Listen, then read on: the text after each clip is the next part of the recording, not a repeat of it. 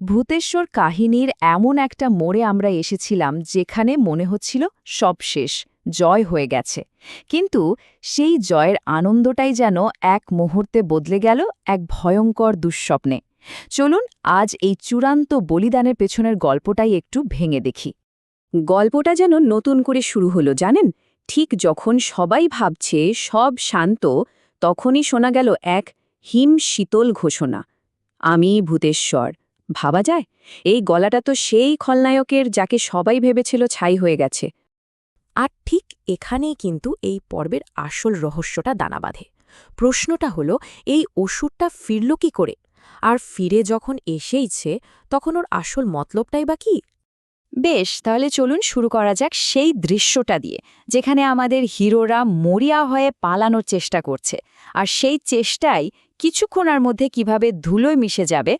তো ভীমু, পুনম আর আরব ওরা প্রায় মুক্তির দোরগোড়ায় নিজেদের এসইউভিটার দিকে ছুটছে। কিন্তু হঠাৎই পুনমের মনে একটা খটকা লাগল।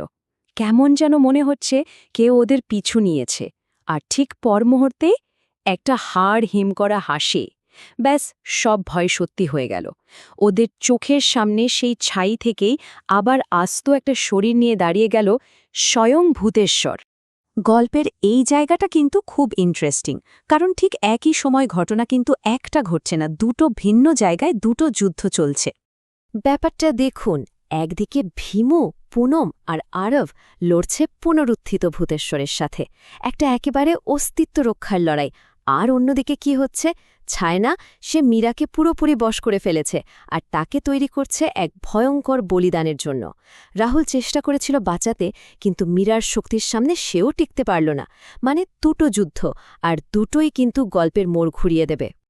এবার চলুন দেখি এই পরিস্থিতিটা কিভাবে গল্পের সবথেকে হিংসাত্মক মোড় নেয়, যেখানে এই দুটো আলাদা যুদ্ধক্ষেত্র যেন একটাই এসে মিশে যায়, আর তার পরিণাম হয় মারাত্মক।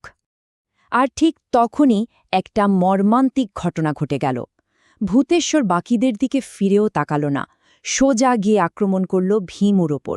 আর ভীমুর শেষ কথাগুলো ছিল শুধু একটাই আর্তনাদ, বন্ধুদের বাঁচানোর জন্য, পুনম, এক্ষুনি এখান থেকে পালাও।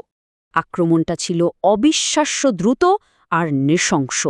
এক মুহূর্তের মধ্যে ভূতেশ্বর তার হাতটা ভীমুর শরীরের এপার ওপার করে দিল, সঙ্গে সঙ্গেই সব শেষ। এই ঘটনাটা একটা জিনিস পরিষ্কার করে দিল, ভূতেশ্বর শুধু শক্তিশালী হয়ে ফেরেনি, সে ফিরেছে আগের চেয়েও অনেক বেশি নির্মম, অনেক বেশি ভয়ঙ্কর হয়ে। কিন্তু ঠিক যখন মনে হচ্ছে সব আশা শেষ, তখনই খেলার মাঠে এন্ট্রি নেয় এক নতুন শক্তি, আরও অনেক বেশি ভয়ঙ্কর।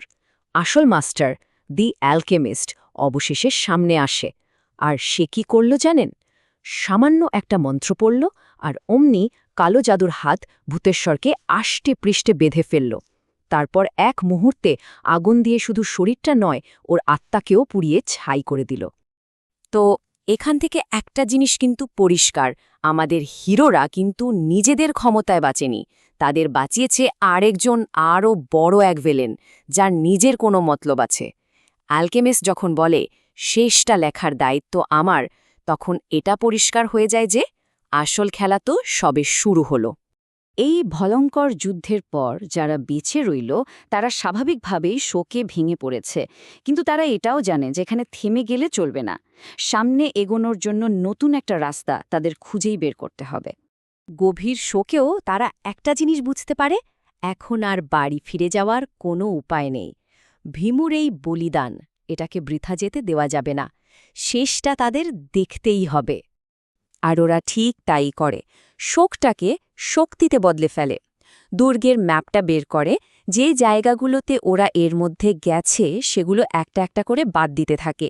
শেষে গিয়ে টিকে থাকে শুধু একটাই জায়গা, দুর্গের একদম নিচে একটা গাছের চিহ্ন দেওয়া রহস্যময় একটা ঘর। এটাই হয়ে ওঠে ওদের শেষ লক্ষ্য, ওদের ফাইনাল ডেস্টিনেশন। কিন্তু হিরোরা যখন তাদের এই নতুন প্ল্যানটা তৈরি করছে, ঠিক তখনই গল্পে আসে আসল টুইস্ট, একেবারে হাড় হিম করে দেওয়া একটা মোড়। ওদের সংকল্প একদম দৃঢ়, ওরা ভাবছে যাক, এবার অন্তত নিজেদের প্ল্যান মতো শত্রুর মোকাবেলা করা যাবে। আমরা এই শেষ জায়গাটায় যাব, এই কথাটাতেই যেন ওদের সব প্রতিজ্ঞা ফুটে ওঠে। কিন্তু ঠিক সেই মুহূর্তেই আমরা ভিলেনদের একটা কথোপকথন শুনতে পাই, আর তাতেই সবটা পরিষ্কার হয়ে যায়। ছায়ানা তার মালিককে খবর দিচ্ছে, মালিক, বাচ্চারা তো আপনার কাছেই আসছে। আর এই একটা লাইনে পুরো সত্যিটা বেরিয়ে আসে। হিরোদের এই যে প্ল্যান, এটা আসলে ওদের নিজেদের প্ল্যান নয়, এটা তো শত্রুরই পাতা একটা নিখুঁত ফাঁদ। সাহিত্যের ভাষায় এটাকে বলে ড্রামাটিক আইরনি। মানে কি? মানে হলো দর্শকরা এমন একটা সত্যি জানে যা গল্পের চরিত্ররা নিজেরা জানে না। আমরা দেখতে পাচ্ছি যে ওরা সোজা একটা ফাঁদের দিকে হেঁটে যাচ্ছে, কিন্তু ওদের কোনো ধারণাই নেই। আর এই পরিস্থিতিটা আমাদের সবার মনে একটা ভয়ঙ্কর প্রশ্ন তুলে দেয়। হিরোরা তো ভাবছে যে তার জন্য ওদের কাছে একটা প্ল্যান আছে, কিন্তু সেই লড়াইয়ের শেষটা কি হতে পারে, যেখানে শিকারী আগে থেকেই জানে যে তার শিকার ঠিক কোন দিকে কিভাবে পা ফেলবে।